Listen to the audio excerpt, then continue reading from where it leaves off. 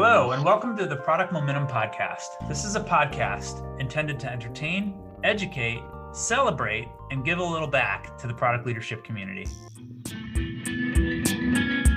Well, hello and welcome to the pod. Today we are excited to be joined by Dr. Scott Rigby. He's an author, behavioral scientist, and founder and CEO of Immersive Inc., a company focusing on the application of behavioral science to organizations, products, and services. Scott and Immersive work with both big and small companies on culture and development, motivational best practices. He's a leading authority on predictive measurement of motivation and engagement, as well as on interventions to improve organizational culture. Clients include Prudential, Amazon, Warner Brothers, Johnson & Johnson, and Disney. He's authored numerous books. You can find him at motivationworks.com, a platform that empowers organizations to build greater employee engagement. We are also excited to be starting our first chapter event. Sean, what are we doing here? What's the idea behind this conversation that we're looking to get into today? So, as you know, Paul, I'm a big fan of the self-determination theory in the context of how we lead. And I think, human motivation underlies everything that we do. So if we're building software products, think about a software product as this thing, and we're a consultancy, right? So we have people who come to us to have us build a product for people that most of us never met. And in the middle is this team of people that actually have to build the product. So there's a lot of people in there. And we know that building great products requires highly motivated, really smart engineers, artists, designers, architects. And the only products that survive and thrive in the wild are those that actually motivate their users. I've fallen in love with the work that the self-determination-theory.org folks at DC, Richard Ryan, and that crew have done. And Scott, I know, works very closely with them. So he's at this crossroads of having that Ph.D. and he actually builds a software product. Absolutely. So welcome to the show, Scott. Yeah, great to be here. Excited to be back with you guys. Excellent. So in this first episode, first of three, we want to go deep on the concept of autonomy and how it's important for product teams specifically. What does autonomy mean for us in this context? Yeah, no, it's a great question. And I'm glad we're starting with autonomy because autonomy is often the basic need that I find is most misunderstood. First, let me talk a little bit about what we mean by need, which is we have found in the research through self-determination theory that there are three what we call basic psychological needs. And that when we say basic, we mean fundamental scientifically. The example I use is in the same way hunger is a basic physiological need, right? Everyone has it. Doesn't matter what culture, what age, it's a universal need. If you don't get nutrients physically, you'll atrophy. When you do get them, you can thrive. We mean psychological need in that same way. And the need for autonomy is the need we all have to feel like we are endorsing the things we're doing in our lives, that we are the authors of our story, that the narrative we're telling, that's both day to day and also the longer arc to our lives and what we're pursuing, that we endorse, that we take ownership of. The reason I say it's often misunderstood is people sometimes will use synonyms like freedom or independence for autonomy. So, well, autonomy is, okay, so if you have autonomy, you can just do whatever you want to do.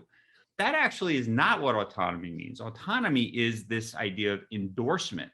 Even if I don't have free choice and freedom and independence, I want to endorse what I'm doing, even within structures, even when there's assigned goals and objectives that I'm trying to achieve, even if there's other people I am dependent on and that I need, I can still be extremely autonomous and have that autonomy need fulfilled if I'm endorsing what I'm doing, I'm on board and I have ownership of it. And that's very important for the context we're talking about today. When we're talking about the need to create complex technical software to meet the needs of audiences that we maybe have never met, to be able to translate goals into reality in terms of the things we're coding and designing, to bring together multiple disciplines, there's a lot of structure there. There's a lot of requirements there. We can't define autonomy as freedom and expect to get the job done. Yeah, that's great. I think, one of the things that you keyed into there, using the synonym of freedom is often the misnomer. It's almost like there's a freedom by having that restriction or having that adherence to the endorsement rather. So when we think of freedom and total creativity, it can sometimes create a sense of being overwhelmed or being, unable to focus or unable to accomplish the task at hand. And sometimes there's actually more freedom in the sense of not being free. Paradoxically, I think, autonomous experiences allowing users to accomplish the thing that they need to accomplish sometimes means restricting and focusing. What thoughts do you have on how product teams can start to solve problems in those kind of creative avenues?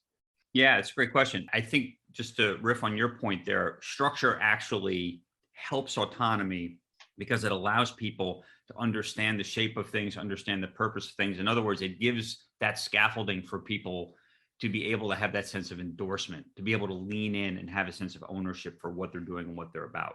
If there isn't that kind of definition, if there isn't that structure, then people can be a bit lost. What am I doing? What's the purpose of this? What's the goal? Where am I supposed to go next? And that's a hard thing, that you're in kind of this fog of war motivationally, and you can't really endorse that, right? And so this is where we immediately get into one of the first things we talk about when we talk about project teams is, okay, why are we building this thing that we're building? Or what's the end goal? What's the purpose of this? This is directly to that point of building rationale or endorsement. Very often when we're in these engagements as product teams, we'll get the RFP, we'll do the needs assessment. We kind of get into, this is the requirements document, right? We call it the requirements document. And so even our language is, all right, these are the tactical things that must be done. And it's very easy to kind of immediately be focused at that tactical level. There's a danger there that we lose the opportunity to build that sense of purpose or rationale for why we're doing this, and always remembering to come back to how those requirements tie into that larger rationale or purpose. And that's kind of a common theme and cadence on teams when you're trying to build autonomy and trying to check in on autonomy is, are those connections being made? And you can do that at both kind of a distal and a proximal level. The distal level is, okay, why are we doing this project overall? What are the whys? What's the purpose? What's the goal? But then even in your iterative cycles, if you're doing some kind of sprints or agile, you want to make sure you understand what are the things in the current sprint or in the current cycle. How does the thing I'm working on also, what's the rationale for that, even in the proximal goals that we're trying to hit? And so you can apply the same idea at multiple levels of Zoom, but without the structure, you can't really apply that kind of cadence of establishing purpose and tying activities to purpose. Yeah. So we've often in the past heard it referred to as like goals and guardrails. And you kind of mentioned this. But when you have very crystal clear goals that everybody's signed up for, and you have guardrails that are well understood, to your point, Paul, it allows you a significant amount of freedom about all those things you don't have to worry about. And you can apply your creative genius to the things that are important, right? That's the key. But it's an important thing to note that without this autonomy, I see it in my children. Like when you don't have it, you know it, and you get people moving in the opposite direction. When they're feeling too tightly controlled, they end up showing up for a paycheck and you get apathy. And that's the one thing that can kill any software product team. Yeah, it's interesting. A lot of times establishing cadence of autonomy and having conversations that are focused on autonomy can seem like you're moving in the wrong direction, because it's very easy. And this is the way businesses are run on so many levels and historically been run, which is a command and control. We need to get this thing done. Here are the goals. We're going to hold you accountable. We're going to track your performance. Not to say that accountability, performance, listen, we've all run businesses. We know these things are an important part of it, but what's the interpersonal dynamic? To come back to the thing we started with, is we're dealing with people. We're dealing with people as the end customer, or as clients, as the people on our teams. What gets them motivated? What gets them engaged? And a lot of times, for example, on a team, you might have somebody who's pushing back against a particular structure. I don't understand this. I'm having this reaction to what's happening. And it's very easy in those circumstances to lean into this assertion of the thing that must be done. Right? Well, we have to do this. So you need to do it this way, or we want to kind of get them back in the box. I thought about this, Sean, because you mentioned your kids. And I know with my daughter, and I do this for a living, right? I find myself in that same kind of cycle. And then when I'm mindful for a moment of this dynamic, and instead I just give the space to just let her have her feeling about it, not try to solve it. Let her complain, hear the objection. It's like, yeah, I can understand how that feels very frustrating to you. However, that immediately can unjam the entire situation. That's all she wanted. She wanted to be understood. She wanted there to be this sense that she's working through her own feelings. And that, this is just a sidebar, but sometimes we think about kids as like proto-humans. So one day we'll shape them into being humans. It's like, no, they're humans. Just like when you watch what happens with the kids, it's the same thing with adults, except we lose track of these sort of important dynamics. So it's the same thing with the teams. So, giving the space to let people have their reactions to what's going on can be a way to actually help that rationale, help that ownership. Another quick example I'll use in terms of the balance between structure and, choice, or letting people kind of craft how they're tackling things, that also is related to working with kids is, there was a famous developmental psychologist called Winnicott who came up with this term called a holding environment. And the holding environment was a way to sort of foster a healthy relationship, right, between kids and parents, and help to build confident kids. And when we think about the people on our team, we want people to be confident because that's where the creativity and innovation is going to come from. And the holding environment was about striking that balance between not being smothering and overly controlling, but being present. You mentioned the guardrails thing, Sean. It's like you're in a safe environment, you're present, you've got structure to it. I, as the caregiver, are there, but then you're allowed to move around and kind of explore your environment and interact freely. And by the way, if you see kids in these holding environments when they're young, one of the things that shows that it's a really good holding environment, secure attachment, is that they're trying things, they're innovating, if you will, but they're also looking over their shoulder. They're checking out, like, are you still there? Do I have the supports I need? And that same kind of idea, I think, is important for all of us. You use the word innovation, like there's a clear relationship between actual innovation and ideas and the sense of autonomy. Mm-hmm. I think we want to build products that are more innovative for our end users, and there's a relationship there. So I think that's an important thing to note. In the context of working with teams, any other recommendations or tactics that we might deploy that would allow us to maybe be a little more productive without going off the deep end with autonomy, like Paul had mentioned earlier? Well, I think, again, I'll come back to that idea of creating that optimal balance of structure with the ability for people to also have self-expression, which creates the space, right, for people to be able to be innovative and to create. And if you think about it, it's like the right amount of structure is the amount of structure that allows everyone to have this real clear sense of purpose and rationale and goals, and also process, right? In other words, it decreases the cognitive load or energy of how am I supposed to interact? What am I supposed to do? How am I doing it? Who am I supposed to be working with? And just playing on something you had said, Sean, it frees up that mental energy for people to kind of invest in the task. But then we need to also give them the space to do that. And I think that gets harder as organizations scale. And we know that there are these inflection points. I learned it the hard way. Like, I was a genius up until I had 20 people in my first company. And then I hit this inflection point. And it's like, oh, we need some more structures here. And once we figured that out, I was a genius up until about 50 people. Or it's like, I know there's been some research on where these inflection points are, and based on anthropology and tribe theory, but I won't nerd out on that too much. But you reach a point where just the natural interpersonal glue can't quite move it forward, and there needs to be some structure. And I really struggled with that for a while as we got bigger. One of the reasons why I haven't liked the idea of growing another really big organization, because having grown to past 100 people, I see those dynamics. And I also, working with clients, see as they get thousands of people, that there's even more of an issue, because you've got to put more and more of these structures in place. And from a leadership standpoint, you tend to be focused on those structures. You also need to be building that process for people's voices to be heard in that, because otherwise they feel too constrained, right? And this is where the connection between leadership and that sense of structure and performance management has to be integrated with culture, has to be integrated with leadership development, all the way through down to kind of frontline managers, has to be put in place around the teams. This is why autonomy as a cultural norm is so important, because at large organizations, you're not going to be able to put it in place just from the C-suite alone.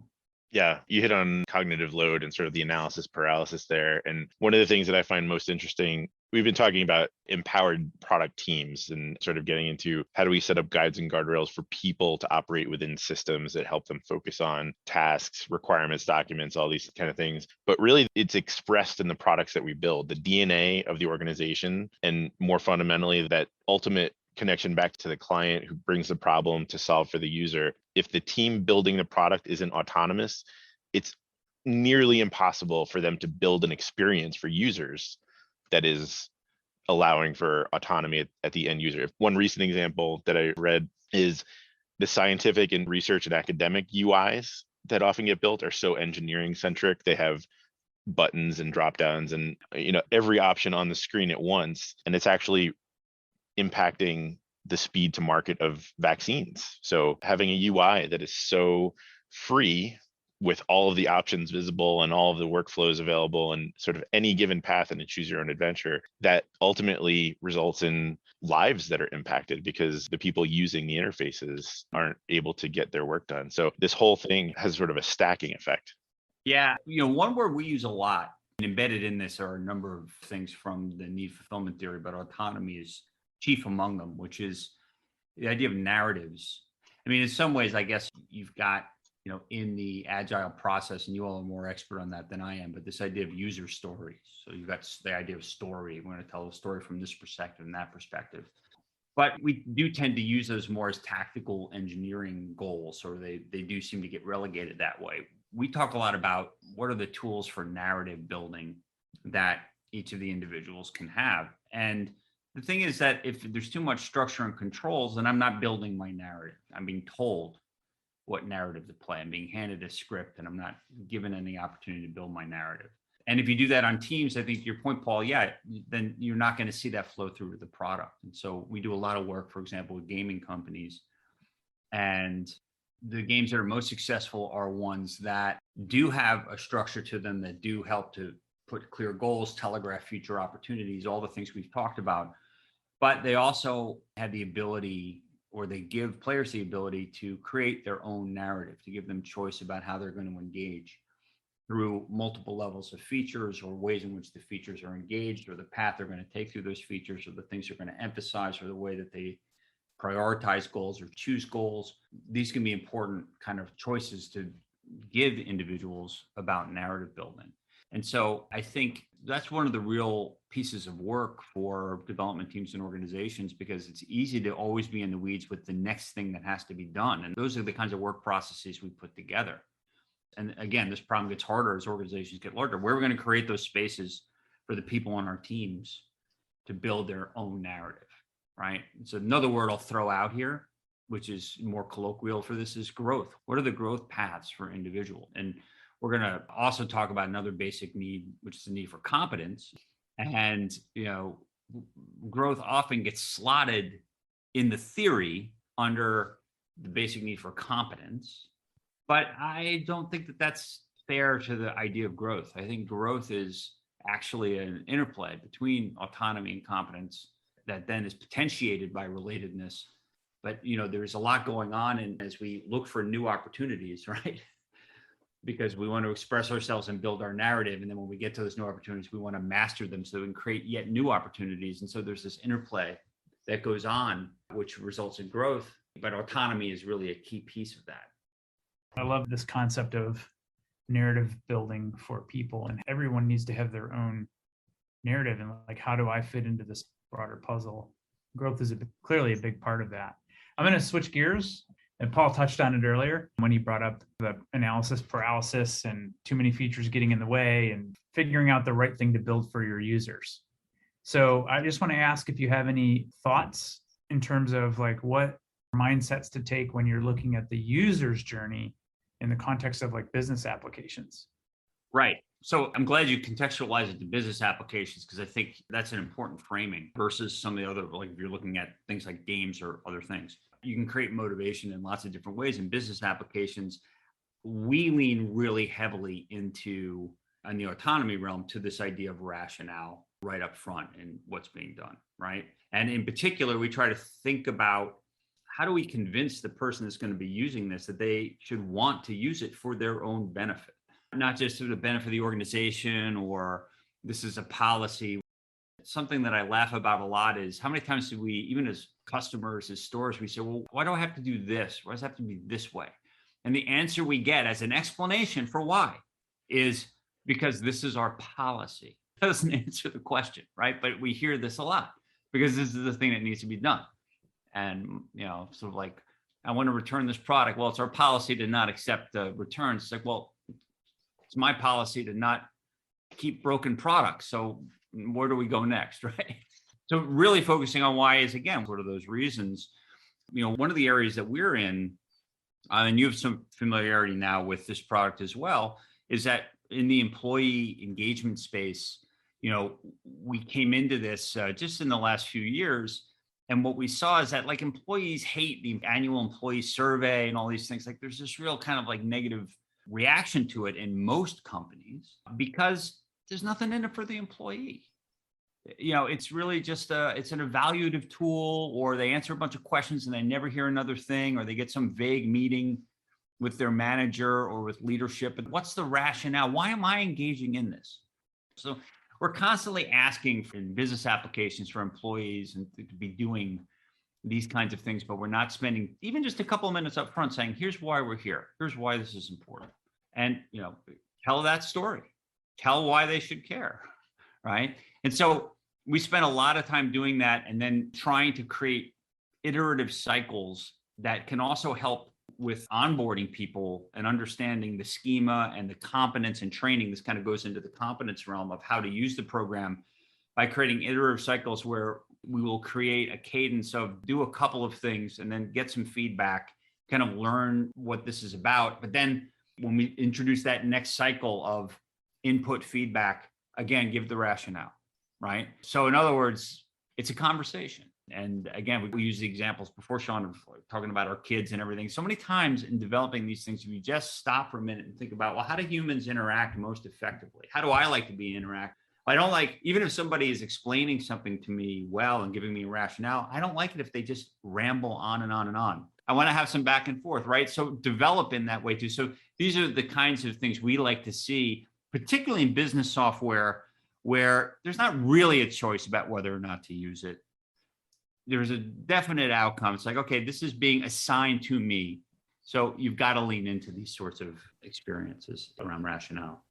All right, cool. So rationale, really getting into the head of the consumer. I think you're tying in relatedness and competence a little bit in there. One last question, then we'll wrap up this short episode. Any books that you recommend on autonomy specifically? Well, honestly, it's a little dense, but I am a big fan of the tome that came out from Ed and Rich. I'm not really selling it in very well, am I? Called Self-Determination Theory.